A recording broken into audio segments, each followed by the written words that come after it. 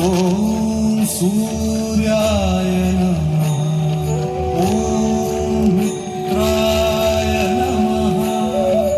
ॐ रवये नमः। ॐ भानवे नमः। ॐ खगाय नमः।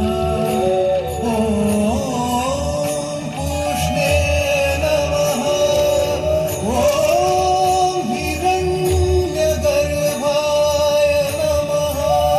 ॐ मरीचये नमः। ॐ आदित्याय नमः। ॐ सवित्रे नमः। ॐ अर्काय नमः।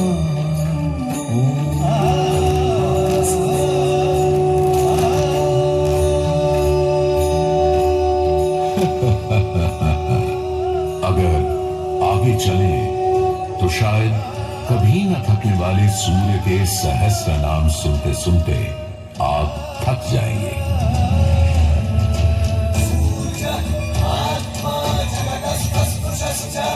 हमारी सभ्यता के सबसे पुराने और आधारभूत ग्रंथ ऋग्वेद के पहले मंडल में ही सूर्य का बखान करती हैं ऋचाएं, और सूर्य से मिली अग्नि से ही शुरू होती है ऋग्वेद की पहली ऋचा अग्नि,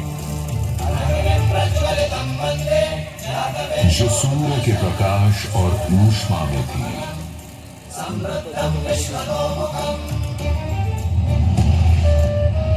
अग्नि जो दावानल और ज्वालामुखी में प्रलयंकारी विध्वंसक के रूप में विद्यमान थी।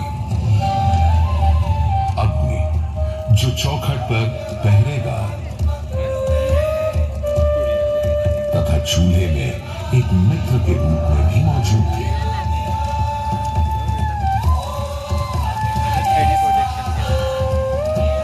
तभी तो भारत ही नहीं, पुरातन मिस्र में रा, दक्षिण अमेरिका में इंती, अफ्रीका में लीजा, फारस में अगी, चीन में झुरान, जापान में कागुत्सुची और कोजिन, तुर्की में अलाज, यूनान में हेफेस्टोस हेलिकोस और रोमनों में वाल्केन और फीबस जैसे पौराणिक अग्नि स्वरूप देवों की कल्पना विद्यमान है।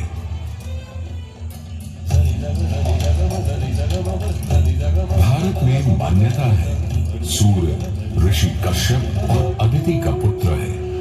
कहते हैं जब सूर्य की शादी विश्वकर्मा की पुत्री संजना से हुई तो संजना उसकी चमक से इतनी परेशान हो गई कि पिता विश्वकर्मा को छाया का निर्माण करना पड़ा, और तभी से चल रहा है सूरज की रोशनी के साथ धूप छांव का खेल।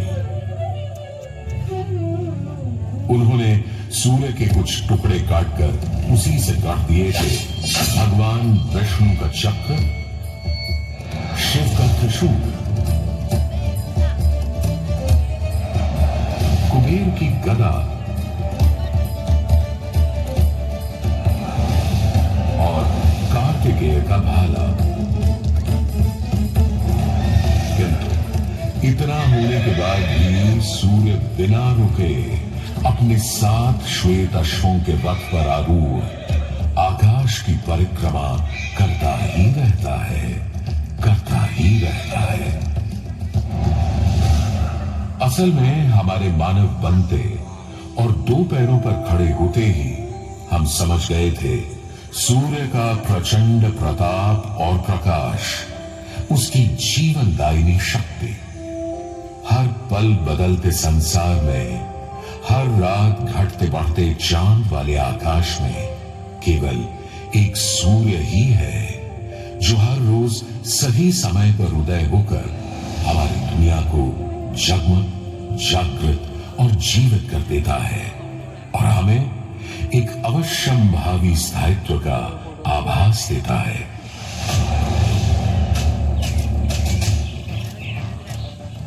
सूर्य से ही तो हमारी फसलें, फल, पक हमें भोजन देते हैं। सूर्य से ही तो हमें बादल और बारिश मिलती है।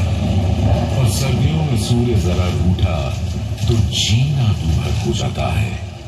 पेड़ों के पत्ते झड़ जाते हैं, वन्य जीवन गुप्त होकर लुप्त हो जाता है और पूरी दुनिया बेरंग सफेद हो जाती है।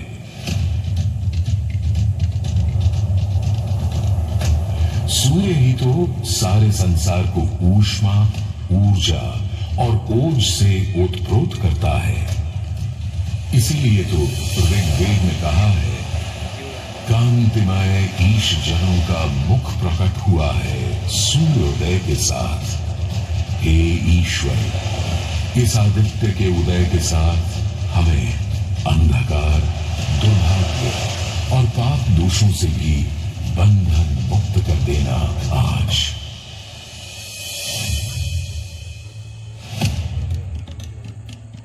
और अगर ग्रहण के समय सूर्य कुछ क्षणों को लुप्त हो जाए तो सारे संसार में हाहाकार मच जाता है।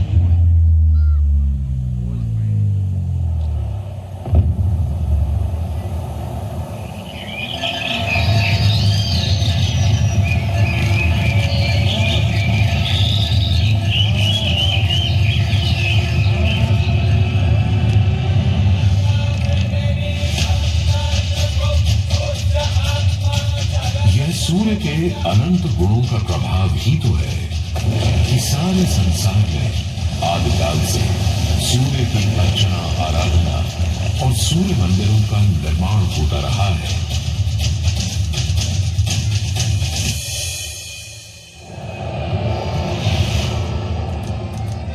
दक्षिण अमेरिका के इंका काल के सूर्य उपासना स्तूप, मिस्र के रामसेस मंदिर परिसर में स्थित सूर्य मंदिर, रोम और यूनान, चीन और जापान,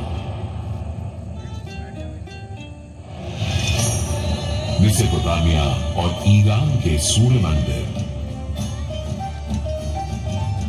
और भी दुनिया भर में न जाने कितनी सभ्यताओं ने अपनी अपनी तरह की सूर्य उपासना और मंदिर परिसर देखे हैं।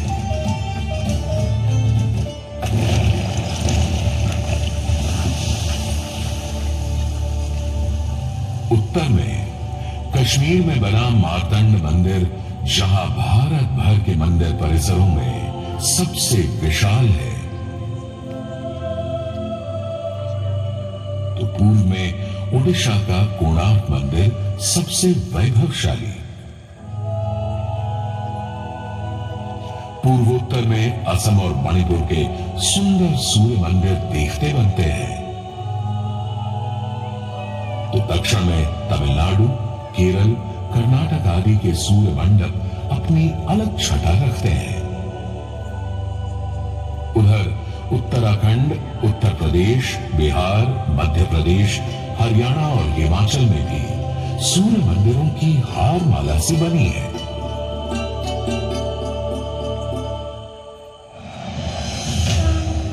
किंतु यदि मैं कहूं कि देश के पश्चिम में, अपने गर्वी गुजरात में, अपने इस मोढेरा में सदियों से स्थित आपके सामने खड़ा यह सूर्य मंदिर संसार का सबसे विलक्षण, विचित्र, वैविध्यपूर्ण, सुंदर, सुरूप, सुघड़ और सुघर मंदिर है, यह अतिशयोक्ति नहीं होगी।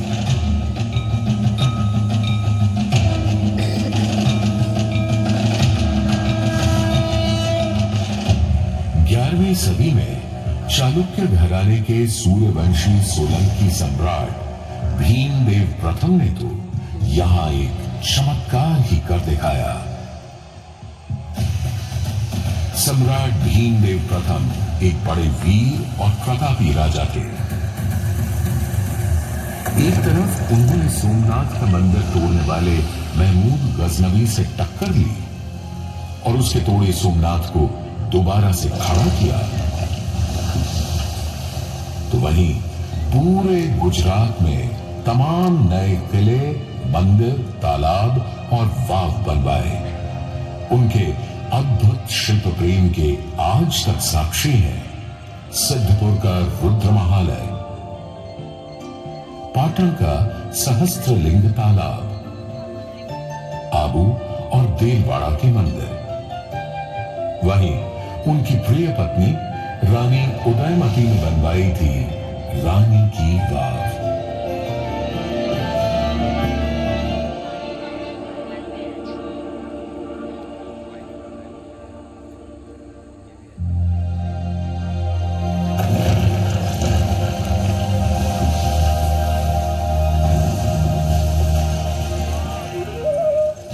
किंतु इन सारे स्थापत्य और शिल्प के नमूनों से कहीं ऊपर था राजा भीमदेव का पुष्पावती नदी के किनारे सन 1026-27 में करवाया इस सूर्य मंदिर का निर्माण।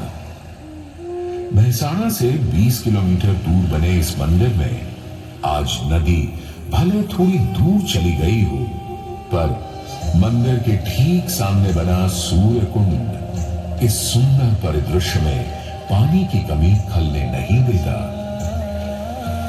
सूर्य के प्रकाश पुंज और जल का यह खेल पूरे परिसर को तरंगित और झंकृत करता रहता है।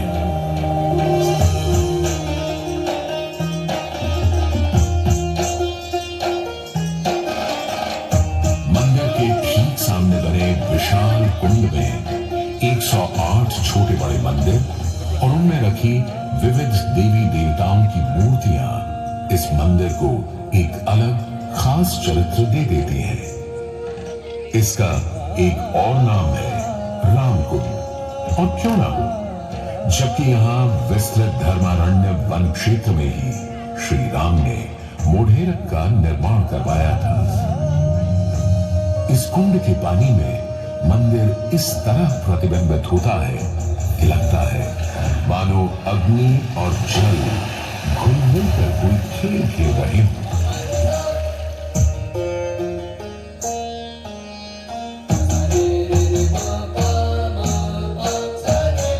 तालाब की तरफ से सीढ़ियां चढ़ते ही एक सुंदर तोरण आपका स्वागत करता है।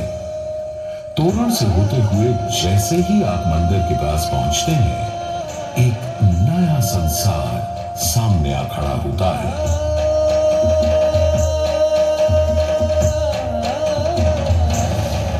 मंदिर के सभा मंडप के सोपान पर बने 12 खंबे साल के 12 मास दिखाते हैं, तो 12 आदित्य और 12 गौरी भी यहाँ पत्थर पर उकेरी गई हैं।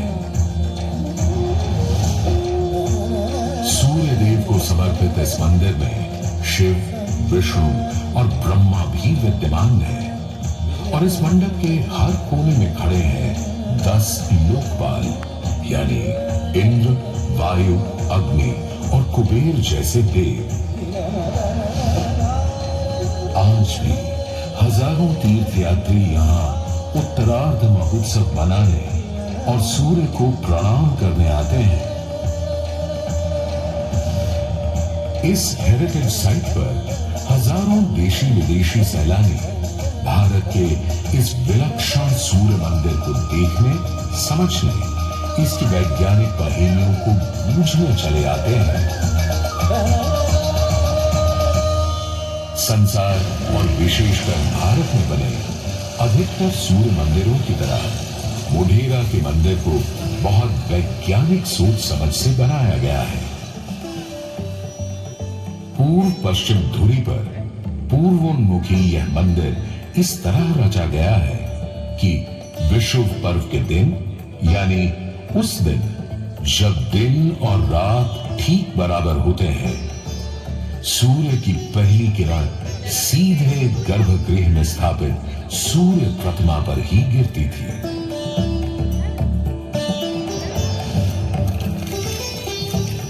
आज हमने सूर्य की कृपा को एक अलग तरह से भी बटोरना, सहेजना और संभालना शुरू कर दिया है, सोलर पावर या सौर ऊर्जा के रूप में। आज जब हमें अपनी धरती और पर्यावरण को खनन और प्रदूषण से बचाना है, तो ऐसे में भी सूर्य देवता ही तो हमारे सबसे बड़े मित्र बनकर सामने प्रकट हुए हैं। यहां बैठकर जो शो आप देख रहे हैं, वो भी दिन में इकट्ठी की गई सौर ऊर्जा से ही चल रहा है। और क्यों ना हो, जब हमारा भारत प्रधानमंत्री आदरणीय नरेंद्र मोदी जी के प्रोत्साहन और नीतियों से दुनिया का चौथा सबसे बड़ा सौर ऊर्जा बनाने वाला राष्ट्र बन गया है।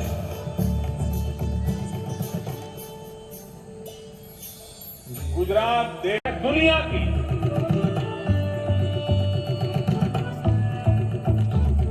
आज भले ही इस मंदिर से सूर्य की मूर्ति हट गई हो, पर सूर्य ने अपनी कृपा दृष्टि कभी हमारे संसार से नहीं हटाई।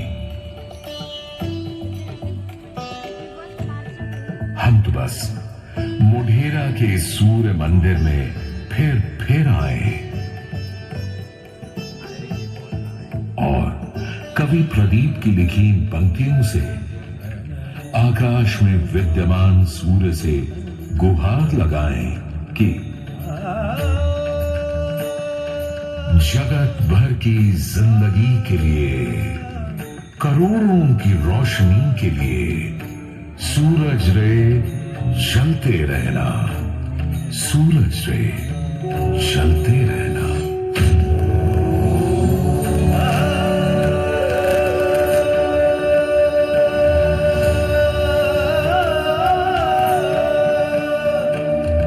ॐ सूर्याय नमः।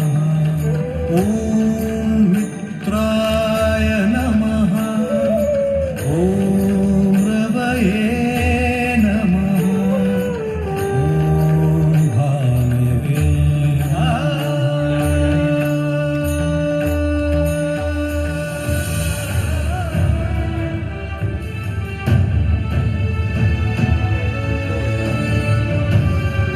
मशीन लागो